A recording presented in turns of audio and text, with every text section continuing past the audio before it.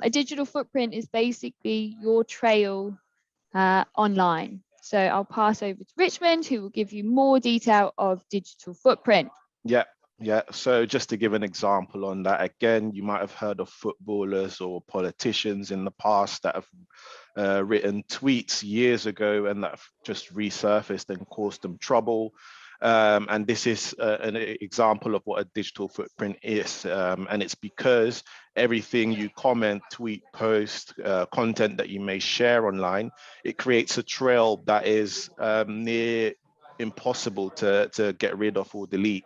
So it's very important for you to be conscious about the stuff that you post online and to think about the things that you post online before you do that. You might have also heard of another example recently, as recent with the Euros final, where there was racist abuse towards some of the football players, and one person actually had their university application withdrawn or their offer withdrawn due to comments that they made on Snapchat and on Twitter.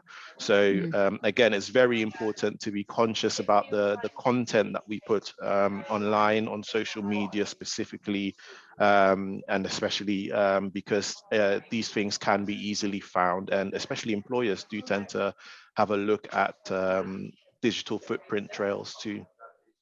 Exactly right. And I think whenever we think of, our presence online, we always think about social media, but there's a lot of different types of data that is collected by, websites and by companies online. And some things to just be mindful of and be wary of is, things like cookies. So when you're shopping online and then you see something pop up on your Instagram of the same thing, that's because they've saved cookies and they're collecting information about you. And it's important to just be mindful about that. Those companies and websites can sell your information to third-party providers, advertisers, and it's all about just making sure you're as clean on the internet as possible. Think about how if you start Googling, ads pop up, make sure that you're not looking about anything that you shouldn't be, going on any illegal websites. If you're streaming things, it all can catch up with you in a pretty big way. Nice. Thanks, Sophie. So yeah, as Sophie's already explained, so much information is stored online. Basically, everything you do online is stored online, and there's a profile that is built around that.